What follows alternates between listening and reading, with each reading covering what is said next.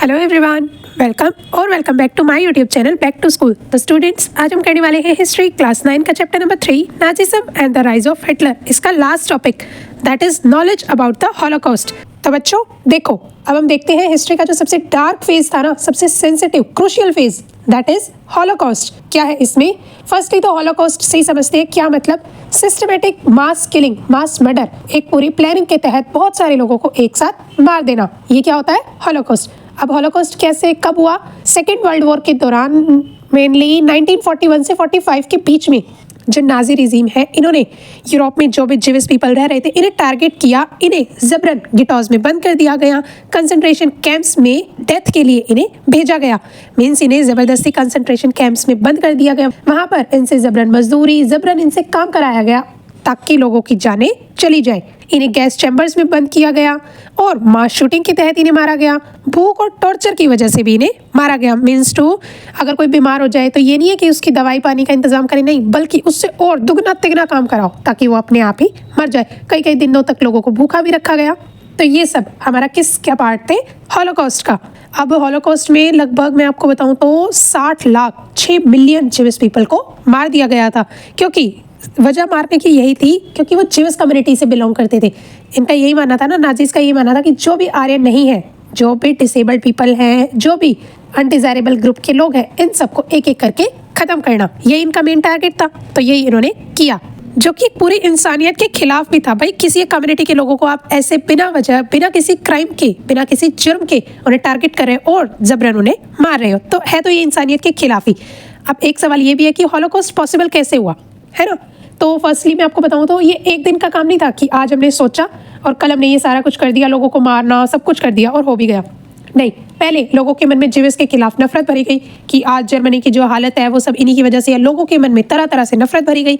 उसके बाद गेटोस और कंसंट्रेशन कैंप्स भी बनवाए गए और फिर आखिरकार मास किलिंग शुरू हुई थी। और इस पूरे प्रोसेस में प्रोपेगेंडा, फियर और साइलेंस, इसका बहुत बड़ा रोल था। मतलब कि जो लोग जानते थे कि ये सब गलत हो रहा है, फिर भी उन्होंने उसके खिलाफ कोई आवाज़ नहीं उठाई, बल्कि अपनी जान बचाने के लिए वो लोग चुप रहे। तो समझ आया बच्चों? हॉलोकॉस्ट ये सिर्फ हिस्ट्री का एक चैप्टर नहीं, बल्कि ये हमें क्या सिखाता है कि जब रेसिज्म, हेट्रेड और डिक्टेटरशिप को लोगों का सपोर्ट या फिर साइलेंस मिल जाता है ना, तो वो पूरी इंसानियत को तबाह कर सकता है। इसीलिए ये बात याद रखना कि सिर्फ पास्ट को याद नहीं रखना है हमें, बल्कि फ्यूचर में ऐसी ट्रेजेडी ना हो, इस चीज़ की जिम्मेदारी आने वाली यूथ पर है, आने वाली जनरेशन पर भी है।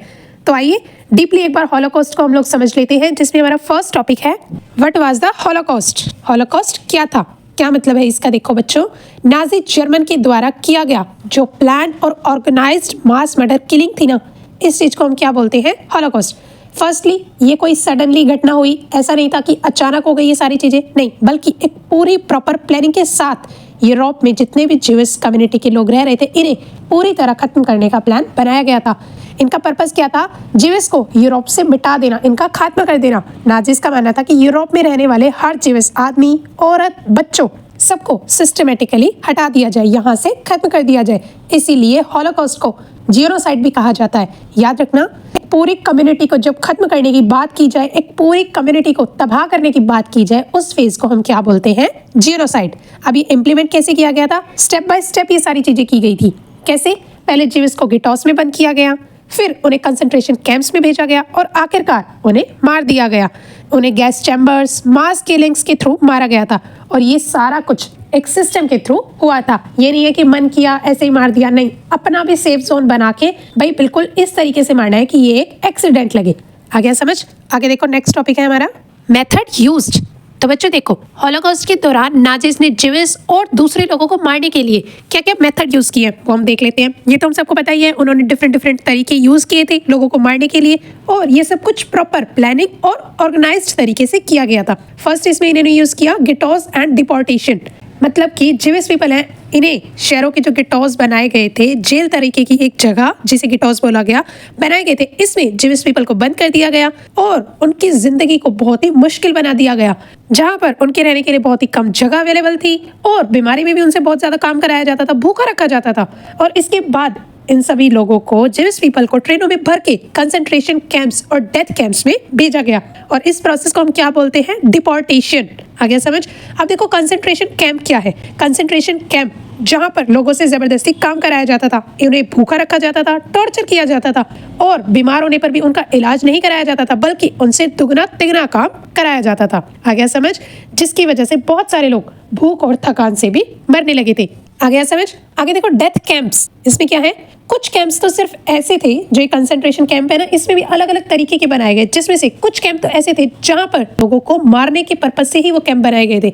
आ रहा है समझ? और इन डेथ कैंप्स में लोगों को गैस चैम्बर्स में डालकर एक साथ बहुत सारे लोगों को मार दिया जाता था, जिसे हम क्या बोलते हैं? मास किलिंग, जो कि एक बहुत ही क्रूशियल डेंजरस पार्ट था हॉलोकॉस्ट का। अब एक और लास्ट मेथड जो नाजीज ने यूज किया था, that is shooting, starvation and disease. क्या मतलब? बहुत सारे लोग ऐसे भी थे जिन्हें शूटिंग्स के थ्रू मारा गया। मतलब एक लाइन में 100 लोग 200 लोग ऐसे खड़े कर दिए लाइन वाइज और इन्हें शूट कर दिया गया, गोली मार दी गई। और कई लोगों को भूखा रख के मारा गया, मीन्स 10-10 दिन उन्हें खाना नहीं दिया, तो भाई लोग अपने आप मरेंगे ही, है ना। और बीमार होने पर उनका इलाज नहीं कराया गया, जबकि उनसे जबरन काम कराया गया, जबरदस्ती उनसे बहुत सारा काम कराया गया, एक तरीके का टॉर्चर करना जिसे हम बोल सकते हैं, जिसकी वजह से बहुत सारे लोगों की जान चली गई थी। अब कैंप की हालत इतनी ज्यादा बुरी थी कि वहां पर जिंदा रहना तो बहुत ही ज्यादा मुश्किल होता जा रहा था। डे बाय डे सिचुएशन बिगड़ती जा रही थी। तो ये थे मेथड्स जो कि नाजीज ने यूज किए थे जिविस को जर्मनी से हटाने के लिए। आगे देखो हमारा नेक्स्ट टॉपिक क्या है? Role of state machinery. क्या मतलब? देखो बच्चों, हॉलोकॉस्ट सिर्फ कुछ लोगों के गुस्से का रिजल्ट नहीं था, भाई 4-5 लोग गुस्सा हो गए तो उन्होंने मास किलिंग का प्लान बनाया, ऐसा कुछ नहीं था, बल्कि स्टेट मशीनरी के थ्रू चलाया गया एक बहुत बड़ा क्राइम था। क्या मतलब? आओ समझते हैं। फर्स्टली, मॉडर्न गवर्नमेंट के सिस्टम का मिसयूज करके मास किलिंग जैसे प्रोग्राम्स को बिल्ड किया गया, बनाया गया, और इसके लिए, इस मास किलिंग को अंजाम देने के लिए इन्होंने डिफरेंट मेथड भी यूज किए थे। कैसे? फर्स्ट है इसमें रेलवे, जिसे मास डिपोर्टेशन भी कहा गया। क्या मतलब? नाजीज ने रेलवे का यूज करके बहुत सारे लोगों को, लगभग लाखों लोगों को एक जगह से दूसरी जगह भेजा गया। ट्रेन्स को शेड्यूल करके, मीन्स गवर्नमेंट को जब अपने हक में ले लिया, ट्रेन्स को शेड्यूल करके, भाई इस टाइम ये ट्रेन यहाँ से चलेगी और इसी स्टॉप पे रुकेगी, ना बीच में कोई चढ़ेगा ना उतरेगा, ये वाली सिचुएशन करके लाखों लोगों को एक साथ उठाकर ट्रेन में जबरदस्ती उन्हें बंद करके, ट्रेन में जबरन उन्हें भर के, जैसे सामान लोड करते हैं ना, ठीक उसी तरह उन्हें लाद कर कंसंट्रेशन कैंप्स तक पहुंचाया गया, जैसे कोई नॉर्मल ट्रांसपोर्ट सिस्टम हम यूज करते हैं ना, ठीक उसी तरह। और इससे हमें क्या पता चलता है कि ये सिर्फ 1-2 दिन की नहीं, बल्कि काफी लंबे अरसे से चली आ रही प्लानिंग का हिस्सा है। आगे देखो, police and SS arrest. Police और जो एसएस आर्मी थी, इन्होंने घर घर जाकर लोगों को अरेस्ट करना शुरू कर दिया था। उन्हें जिविस पीपल को गिटॉस से उठाया गया, जिस जेल में उन्हें बंद कर दिया गया था, वहां से उन्हें उठाया गया और कैंप्स में जबरन भेजा गया। अब ये काम सिर्फ सोल्जर्स नहीं, बल्कि जो नॉर्मल पुलिस ऑफिशियल्स थे ना, वो सब भी इसमें शामिल थे। आ गया समझ? आगे देखो, नेक्स्ट है रिकॉर्ड्स एंड आइडेंटिफिकेशन सिस्टम। क्या मतलब? हम सबको पता ही है कि गवर्नमेंट के पास लोगों के रिकॉर्ड्स, उनकी आइडेंटिटी डिटेल्स होती हैं। तो नाजीज ने इन्हीं रिकॉर्ड्स का यूज किया, या फिर ये कहीं मिसयूज किया। किस लिए? ताकि आसानी से पता लगाया जा सके कि कौन पर्सन आर्यन है, कौन जिविस है, कौन माइनॉरिटी ग्रुप से है। और इस तरह लोगों की आइडेंटिटी पता करके जिविस पीपल को टारगेट किया गया और उन्हें जबरन इकट्ठा किया, कंसंट्रेशन कैंप्स में भेजा गया। तो समझ आया बच्चों? हॉलोकॉस्ट हमें ये दिखाता है कि जब ब्यूरोक्रेसी और टेक्नोलॉजी गलत आइडियोलॉजी के हाथों में चली जाए ना, तो इंसानियत के खिलाफ काम करने लग जाती है। और ये हमारे लिए एक वार्निंग भी है कि सिस्टम खुद न्यूट्रल होते हैं, लेकिन उसका मिसयूज अगर कोई करने लगे ना, तो ये चीज बहुत खतरनाक हो सकती है। आगे समझ? आगे देखो हमारा नेक्स्ट टॉपिक क्या है इसमें? Who were the victims. जो नाजी रिजीम में इतना कुछ घटित हुआ, इसमें कौन कौन विक्टिम थे, आइए देख लेते हैं। फर्स्टली, हॉलोकॉस्ट में सिर्फ एक ग्रुप नहीं, बल्कि अलग अलग ग्रुप के लोग शामिल थे, जो कि नाजी वायलेंस का, नाजी की क्रूरता का शिकार बने थे। अब इसमें मेन विक्टिम्स देखो कौन कौन थे। सबसे पहले है जिविस, जो कि सबसे ज्यादा टारगेटेड कम्युनिटी थी। इसके बाद है रोमा, डिसेबल्ड पीपल, स्लेव्स जैसे कि पोल्स और रशियंस, पॉलिटिकल अपोनेंट्स, जो भी पॉलिटिकल लीडर्स हिटलर के खिलाफ बोल रहे थे, वो सब भी इसमें शामिल थे। ये सारे लोग, इनकी सिर्फ क्या गलती थी कि ये लोग आर्यन कम्युनिटी में पैदा नहीं हुए। जर्मनी में इतना सब जो हुआ, mass killing, shooting, gas chambers में मारना, ये सब जो कुछ हुआ था, ये सब इन लोगों के साथ सिर्फ इसलिए किया गया क्योंकि इनकी जाति अलग थी, इनका धर्म अलग था, बस। और कोई गलती नहीं थी, इन्होंने कोई बड़ा क्राइम नहीं किया था, सिवाय इसके कि ये लोग आर्यन जाति में पैदा नहीं हुए। और एक जाति को जब हम लोग सुपीरियर और बाकी सबको इन्फीरियर घोषित कर देते हैं ना, तो तब यही होता है। और नाजी की इसी सोच की वजह से पर्सपेक्टेड और मास किलिंग जैसी चीजें घटित हुई थी। तो आ गया समझ बच्चों, हॉलोकॉस्ट सिर्फ जीवस के खिलाफ नहीं बल्कि पूरी इंसानियत के खिलाफ का एक बहुत बड़ा क्राइम था। आगे देखो, हमारा लास्ट टॉपिक है इसका, व्हाई इट मैटर्स। तो देखो बच्चों, हॉलोकॉस्ट ये सिर्फ एक पास्ट की या फिर पहले हो चुकी ये घटना नहीं है, बल्कि ये एक बहुत बड़ा हिस्टोरिकल लेसन भी है हम सब के लिए। कैसे, आओ देखते हैं। Firstly, racism, hatred and dictatorship के लिए खतरा। मतलब हॉलोकॉस्ट हमें क्या दिखाता है कि जब भी किसी समाज में, किसी सोसाइटी में रेसिज्म और हेट्रेड बहुत ज़्यादा बढ़ जाता है ना, और एक डिक्टेटर जो सुप्रीम लीडर होता है वो पूरी पावर अपने हाथ में ले लेता है, तो उसका अंजाम बहुत ही खतरनाक हो सकता है, क्योंकि उसके खिलाफ बोलने वाला तो कोई रहा ही नहीं है ना। जब एक ही पर्सन के पास सारी पावर आ जाएगी तो वो अपनी मनमर्जी का मालिक हो जाएगा, जो उसका मन करेगा वो करेगा।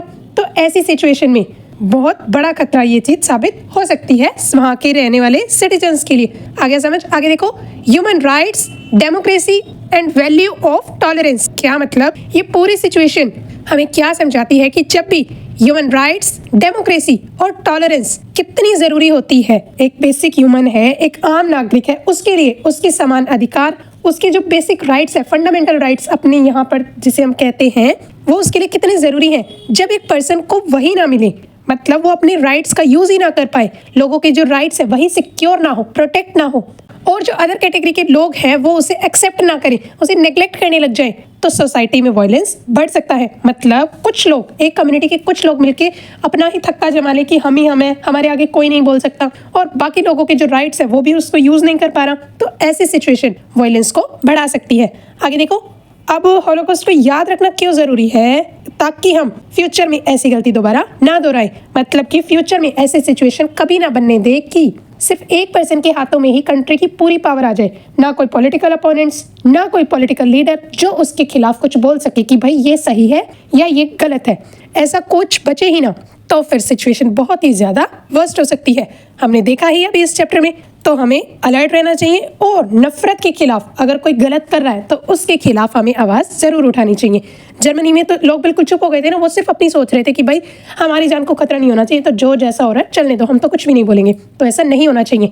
अगर किसी गलत चीज़ को आप देखो तो आपको ज़रूर बोलना चाहिए, क्योंकि जब बहुत सारे लोग इकट्ठे होकर गलत के खिलाफ आवाज़ उठाएंगे ना, तो सामने वाले को झुकाया जा सकता है। आगे समझ। तो बच्चों, इसी के साथ हमारा chapter number 3 Nazism and the rise of Hitler यहाँ पर फिनिश होता है। आई होप ये चैप्टर आपको अच्छे से समझ आया होगा। अगर इस पूरे चैप्टर में आपको कहीं कोई डाउट, कोई क्वेरी हो, do tell me in comment section below. तो मिलते हैं बहुत जल्द ऐसे ही एक नए चैप्टर के डिस्कशन के साथ बहुत जल्द अपनी एक नई वीडियो में। तब